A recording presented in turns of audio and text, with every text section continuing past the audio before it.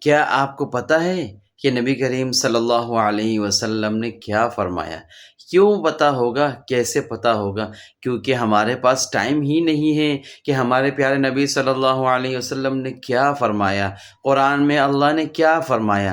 ہمارے پاس ٹائم ہی نہیں ہے کہ ہم اس طرف توجہ کریں۔ کیوں؟ کیونکہ ہم دنیاوی معاملات میں بیزی ہیں، اپنے فیملی میں بیزی ہیں، اپنے کام کاج میں بیزی ہیں، اپنے بزنس میں بیزی ہیں، اپنے دنیا کی زندگی کو گرو کرنے میں، دنیا میں زیادہ سے زیادہ مال کمانے میں، دنیا میں ترقی کرنے میں، دنیا میں شہرت حاصل کرنے کے لیے، دنیا کی طاقت حاصل کرنے کے لیے اتنے بیزی ہے کہ ہمارے پاس ٹائم ہی نہیں ہے کہ ہمارے نبی صلی اللہ علیہ وسلم نے کیا فرمایا۔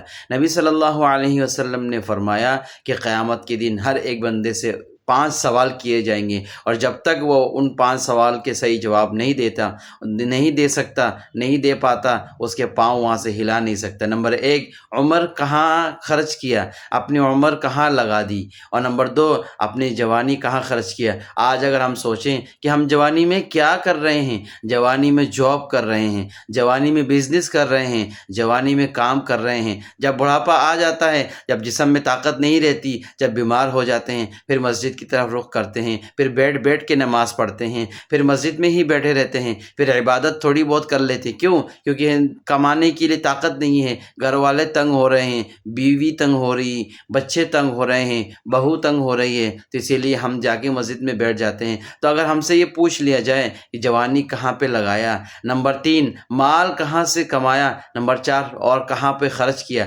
اگر یہ سوچیں، ہم اپنے بارے میں موازنہ کریں، تھوڑی دیر کے لیے ہم یہ سوچیں کہ کیا میں قیامت کے دن اس سوال کے بارے میں جواب دے پاؤں گا کہ میں نے مال کہاں سے کمایا، کیا حرام کمایا، کیا حلال کمایا، اور میں نے مال کہاں پہ خرچ کیا، کس جگہ میں نے خرچ کیا۔ اگر قیامت کے دن مجھ سے سوال کر لیا جائے تو میں اس کا کیسے جواب دوں گا؟ اور جب تک جواب نہیں دے سکتا تو اپنے پاؤں کو اس جگہ سے ہلا نہیں سکوں گا۔ اللہ جوش جلال میں ہوں گے، اللہ غصے میں ہوں گے، سورج ہمارے سر کے اوپر ہوگا اور زمین تانبے کی تپ رہی ہوگی۔ جب تک ہم ان سوالوں کے جواب نہیں دے سکتے تو ہم اپنے جگہ سے ہل نہیں سکتے۔ نمبر 5، اپنے علم پر کتنا عمل کیا۔ آج ہم اگر یہ سوچیں مجھے تو بہت ساری چیزیں معلوم ہیں، بہت کچھ پتہ ہے، کیا ہم اس پر عمل کر رہے ہیں؟ مجھے تو پتہ ہے غیبت کرنا گناہ ہے، مجھے تو پتہ ہے بد نظری کرنا گناہ ہے، مجھے پتہ ہے نماز چھوڑنا گناہ ہے، مجھے پتہ ہے حرام کمانا گناہ ہے، مجھے پتہ ہے کسی کے دل آزاری کرنا گناہ ہے، مجھے پتہ ہے اگر تکلیف آ جائے تو اس پہ صبر کرنا چاہیے،